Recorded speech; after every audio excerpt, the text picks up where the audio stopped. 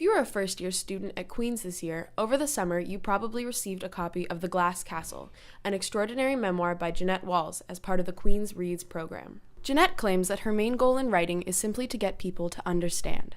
She says that with increased understanding comes increased compassion. If telling my story helps people get past the idea that poor folk are different than them, they're just in a different circumstance, if it can get them to have a little bit more empathy for the homeless folks or the raggedy kids in their class, then that was my goal. Jeanette Walls is a former gossip columnist for MSNBC.com.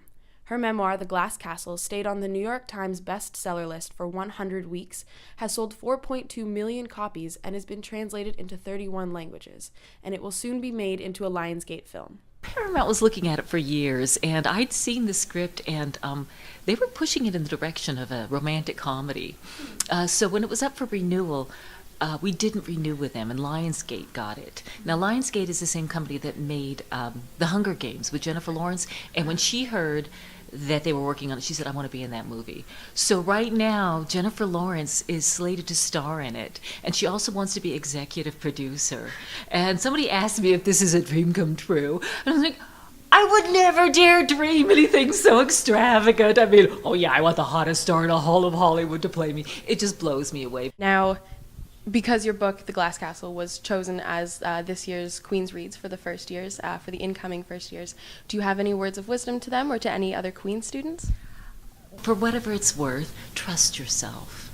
Trust yourself and trust other people. That's one of the many mistakes that I made, is I didn't think anybody would understand my story.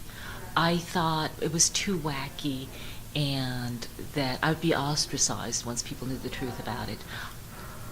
But I wasn't ready to tell it. If you trust yourself, I've honestly come to believe that those things that we like the least about ourselves can be our source of greatest strength if we're able to look there and exploit it. Mm-hmm. But you might not be quite ready. So while you're in school, just be greedy about learning. Just take everything you can. Just soak it all up and learn not only about the world but about yourselves.